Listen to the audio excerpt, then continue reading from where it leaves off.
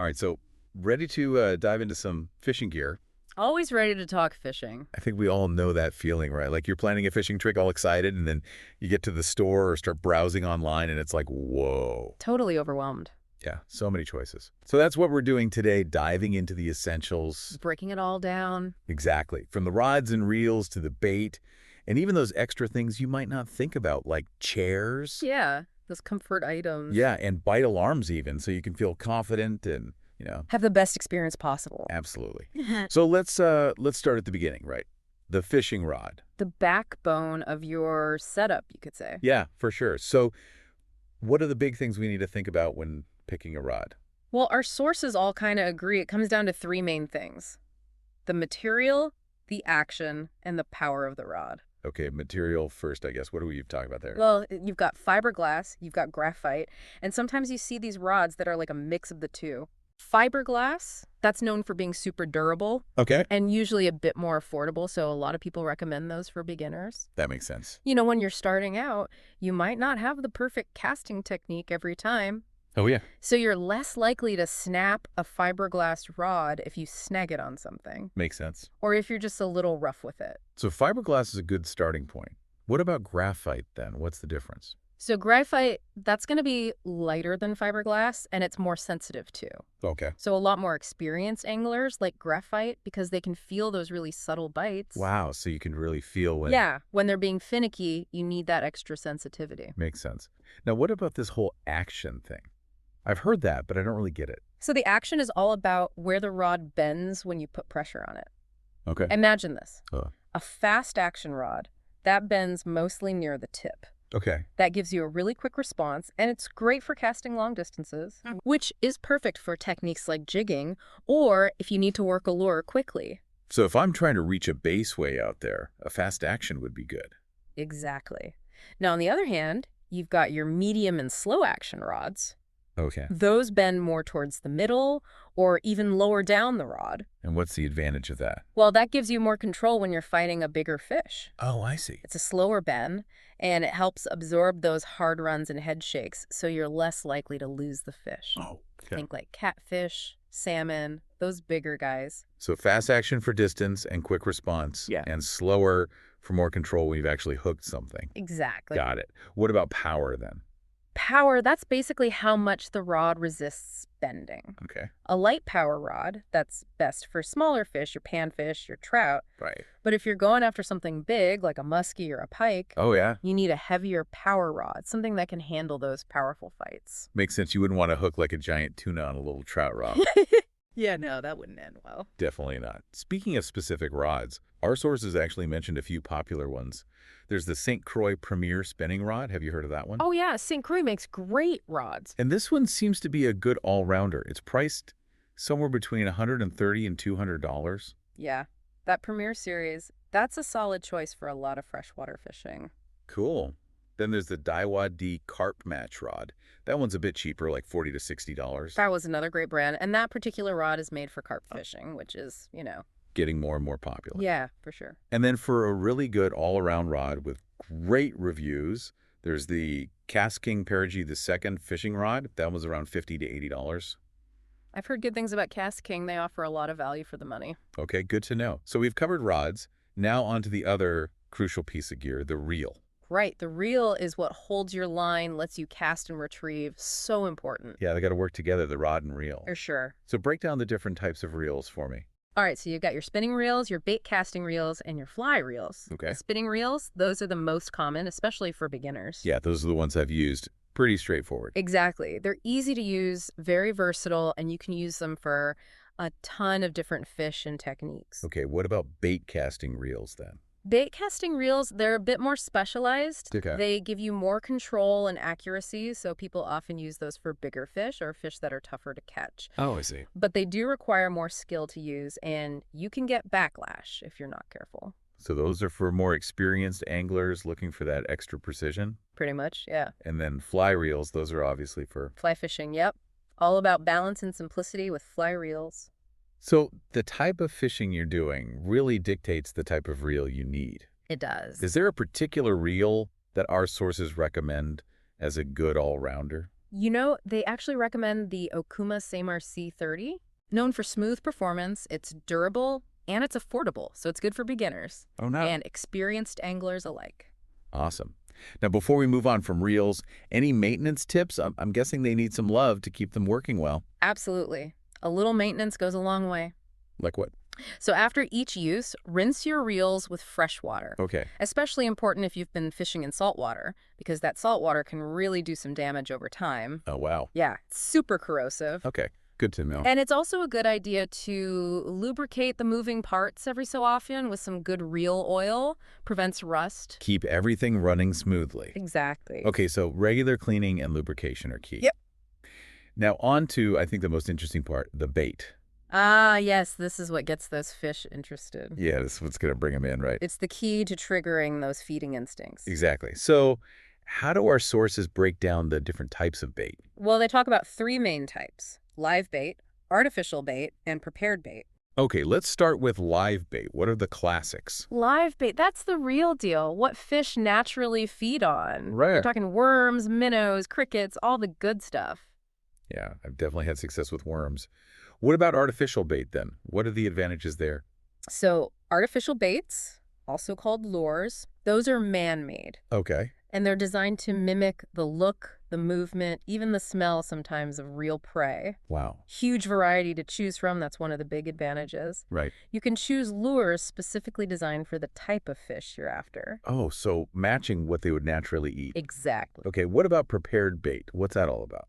Prepared baits, those are prepackaged, often made with things like dough, pellets, corn even. Interesting. They're often used for specific types of fishing, like carp or catfish. And do they work well? They can be really effective, yeah. So we've got live bait, artificial lures, and prepared baits. That's a lot of options. It is. Our sources also mentioned additives. What are those all about? Additives, those are like secret weapons that can boost your bait. Oh, really? Make it even more appealing to fish. I'm intrigued. Tell me more. So you can add flavors, colors, even things that change the texture of your bait. Okay, so flavors, that's to appeal to their sense of smell, I guess. Exactly. Things like garlic, anise, fish oils. Oh, wow. They create a scent trail that can draw fish in from far away. Like an underwater dinner bell. Exactly. What about colors? What do those do? Bright colors can make your bait easier to see in murky water Oh, that makes sense. or at deeper depths. Okay. They can also trigger those predatory instincts by mimicking like a flash of a bait fish. Interesting. Yeah. And what about texture enhancers? They can change the feel of your bait, make it more enticing, or even mimic the movement of a live creature, like you can add gels or fibers. So it's like making it seem more lifelike. Exactly. So finding the right bait and additives is kind of like experimenting in the kitchen. Yeah, you got to try different things and see what works best. Makes sense. What works for one fish in one spot might not work somewhere else. Exactly. Keep track of what you try and you'll start to figure out what works for you. Great advice. Now let's move on to another important category. Terminal tackle. Right. Often overlooked, but so crucial. So what are we talking about when we say terminal tackle? We're talking hooks, sinkers, and swivels. Okay, those are the things that actually connect your line to the fish. Exactly. Without them, you're not catching anything. True. Let's start with hooks. There's so many different types. There are different shapes, sizes, materials, each designed for a specific fish or technique. Okay. You've got your J-hooks, circle hooks, treble hooks, and many more. Wow. So how do you choose the right one? Well, you got to think about the size of the fish you're targeting, the type of bait you're using, Right. and also the strength and sharpness of the hook itself. So matching the hook to the fish and the method is important. It is. What about sinkers? What are those for? Sinkers, those are weights that help your bait get down to the right depth and stay there. Right. Super important if you're fishing in deeper water or if the fish you're after like to hang out near the bottom. I've seen all sorts of sinkers. What are the most common types? You've got your split shot sinkers. Those are small and easy to adjust. Okay. Egg sinkers, those are good for casting. Okay. And then you've got bank sinkers. Those are designed to hold your bait in place in moving water. Oh, that's smart. Yeah. So the choice really depends on the conditions and the type of rig you're using. Okay. And lastly, swivels. What do they do? Swivels, those are little metal connectors that prevent your line from twisting up. Oh, that's annoying when that happens. It is, and it's a common problem, especially with spinning tackle. Okay. The swivel lets your bait or lure spin freely without twisting up the line above it. So it helps prevent tangles and keeps your line in good shape. Exactly. Makes sense. Any final thoughts on terminal tackle before we move on? Just remember, like everything in fishing, choosing the right terminal tackle is about understanding the fish you're after, the conditions, and your whole setup. Don't be afraid to experiment and ask for advice from people who've been doing it longer. Great advice. Now let's shift gears a bit and talk about the things that maybe don't directly catch fish, but can definitely make your fishing trip more enjoyable. The comfort and convenience factor. Exactly. We're talking about fishing chairs, bite alarms, luggage, bivvies and shelters, clothing, even footwear. Yeah, making sure you're comfortable out there. Exactly. Ready to dive into the world of fishing luxury. Let's do it. Fishing is about more than just catching fish. It's about enjoying the experience. Okay, first up, fishing chairs. What should we be looking for there? Comfort and durability are key. You're going to be spending a lot of time in that chair. Right, so it's got to be comfortable. Exactly. And make sure it can handle the elements, sun, rain, whatever you might encounter. What about specific features? Anything I should keep an eye out for? Adjustable legs are great for uneven terrain, padding for extra comfort, and weather-resistant materials, of course. Some even have built-in cup holders and rod holders. Nice, that's convenient. What about bite alarms? I've seen those, but I'm not really sure what they do. Bite alarms are electronic devices that attach to your rod and let you know when you have a bite. Oh, okay. They're especially helpful for carp fishing and night fishing when you might not see your rod tip moving. So it's like a little security system for your fishing line. Exactly. They can save you from missing a bite, and they also let you relax and enjoy the scenery without constantly staring at your rod. That makes a lot of sense. What about fishing luggage? There are so many different bags and boxes. Fishing luggage is all about organization and protection. You want to keep your gear organized, safe, and easy to carry. So what kind of luggage is out there? You've got backpacks for when you need to be mobile, hold-alls for bigger items like rods and reels, and tackle boxes for all those small bits and pieces like hooks, sinkers, and lures. It sounds like there's a bag for everything. What about bivvies and shelters? What are those used for? Bivvies and shelters give you protection from the elements, especially if you're spending a night or more fishing. Right, because you're out there exposed to the weather. Yeah, they're basically like small tents made for anglers. I can see how those would be essential for longer trips, especially in unpredictable weather. What about clothing? Any tips on what to wear for fishing? Comfort and functionality are key. Makes sense. What are the essential items? Moisture-wicking shirts and pants will keep you dry. A waterproof jacket for rainy days, a hat for sun protection. Layering is always a good idea, as temperatures can change throughout the day. Good point. And what about footwear? What kind of shoes are best for fishing? Footwear is super important. You need something with good traction to prevent slips and falls. Comfort is a must, and of course, durability. So what are some good options? Wading boots are great if you're fishing in rivers or streams. Fishing shoes are lightweight and designed for warmer weather, and you can't go wrong with rubber boots for muddy or wet conditions. It sounds like there's a lot to consider when it comes to fishing gear. There is. But remember, it all comes down to what type of fishing you're doing, the fish you're targeting, and the environment you'll be in. Don't be afraid to ask questions and try different things. Great advice. I'm already feeling more prepared for my next fishing trip. That's what we like to hear.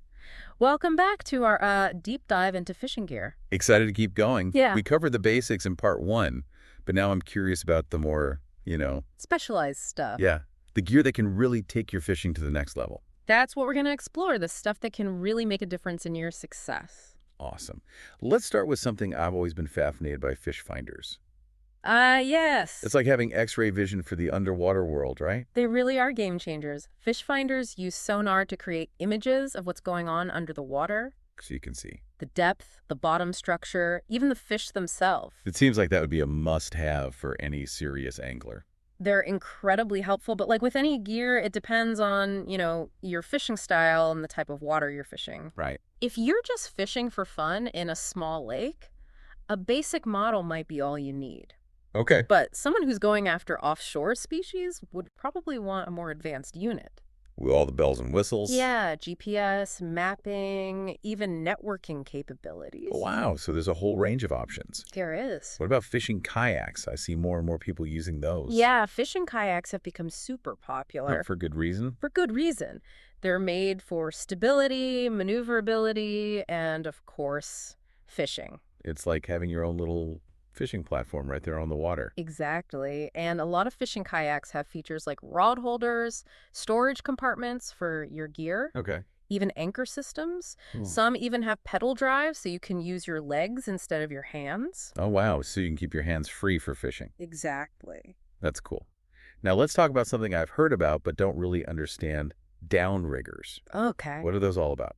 Downriggers are devices that let you control the depth of your bait or lure, especially in deep water. It's basically a weighted cable system that you lower your bait down with. So it's like an elevator for your bait. That's a great way to put it. They're really popular for trolling, when you're dragging your bait behind a moving boat. Right, It lets you target specific depths where the fish might be hanging out. which can be crucial for certain fish. Yeah, like salmon and trout that often live in deeper water. I see. That makes a lot of sense. Now, switching gears a bit, let's talk about fly tying tools and materials. All right. This is where the art of fly fishing really comes in, right? It does. Fly tying is all about creating those artificial flies that look like the insects or other creatures that fish eat. Yeah, and some of those flies are so detailed, it's incredible. It's like a miniature work of art. Yeah, so what kind of tools and materials do you need for that?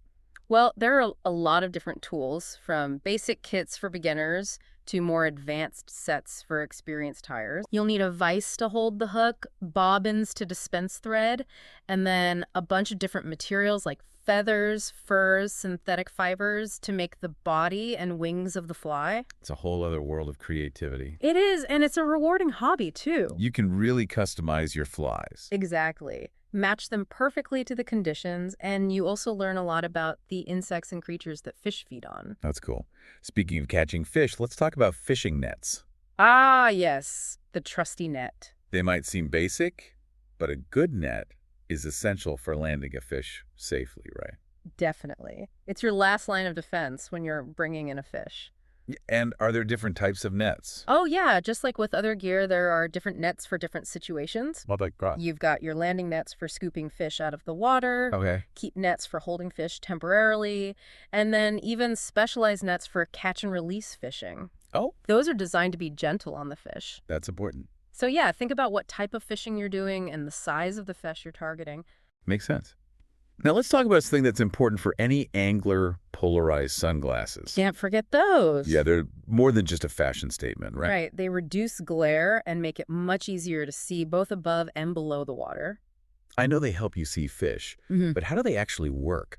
They have a special filter that blocks out a certain type of light that reflects off the water and creates glare. Okay. It allows you to see through the glare and into the water so you can spot fish, see the bottom, identify underwater structures. So you can see everything much more clearly. Exactly. And I know they protect your eyes from the sun, too. Yes, very important for those long days out on the water.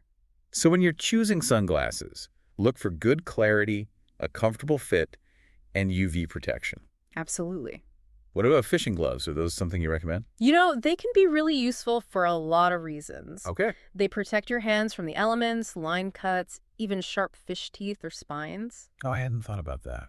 Yeah, some fish have teeth you wouldn't believe. Gloves also give you a better grip, which is important when you're handling a slippery fish or reeling in a heavy line. Makes sense. And you can find gloves made for different conditions, from lightweight fingerless ones for warm weather to insulated gloves for when it's cold. Okay, so gloves are all about protection and grip. Pretty much. Now, before we move on, I want to touch on something that's often overlooked but so important: a first aid kit. Oh, you're absolutely right. Safety should always come first. Exactly. So what should we have in a fishing first aid kit? You want the basics: bandages, antiseptic wipes, pain relievers, allergy medication. Okay. It's also a good idea to have sunscreen, insect repellent, any personal medications you might need, Right. and make sure your kit is waterproof and easy to get to. Great reminders. It's always better to be prepared. Always. Well, we've covered a lot of ground in this part, from fish finders to kayaks to even first aid kits. A lot of specialized equipment that can make your fishing trips more enjoyable and successful. Yeah, and I feel like I have a much better understanding of what's out there and how it can be used. That's great. Remember, it's all about finding what works best for you and your fishing style. Absolutely. Welcome back to our deep dive on fishing gear. We've covered a lot of ground, from the basics to some pretty specialized equipment. Yeah, we've explored a ton of different options. It can be a little overwhelming, especially if you're new to fishing or trying a new technique. So, any final words of wisdom for our listeners out there? How can they navigate all this and make smart choices? I'd say the most important thing is to define your fishing goals. What are you hoping to achieve? What kind of fish are you trying to catch? Where do you plan to do most of your fishing? Once you've got that figured out, The why before the what. exactly, then you can start narrowing down your options and it won't feel so overwhelming. Makes sense. What about budget? I mean, we've seen that fishing gear can be pretty affordable or it can get expensive.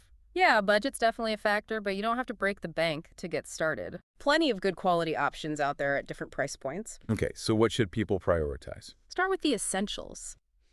A good rod and reel, some basic terminal tackle, and the right clothing and footwear for the conditions you'll be fishing in. And don't be afraid to ask for advice, right? Never be afraid to ask. Talk to people at your local tackle shop, join a fishing club, Yeah. connect with other anglers online. There's so much knowledge out there, and most people are happy to share. Okay, so once you've invested in your gear, how do you make sure it lasts? Maintenance is key.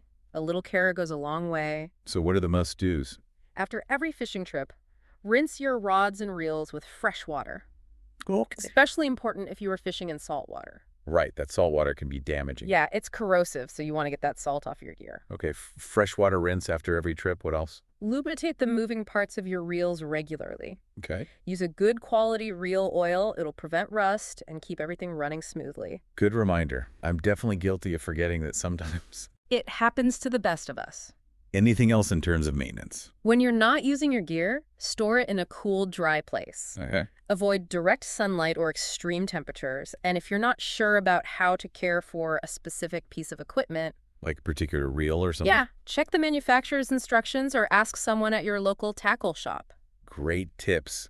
As we wrap up our deep dive, any resources you'd recommend for people who want to stay up to date with fishing gear, new products, that kind of thing? Lots of great resources out there. You can subscribe to fishing magazines, follow websites and social media accounts, Okay, attend fishing shows and events. those are always fun. Yeah, they are. And those platforms offer insights into the latest trends, gear reviews, new techniques. And of course, nothing beats hands-on experience. Absolutely. The Yeah. more you fish, the more you learn. So true. Don't be afraid to experiment, try new gear, new techniques, and most importantly, have fun. Well said. We've learned so much in this deep dive. Yeah, it's been a great exploration.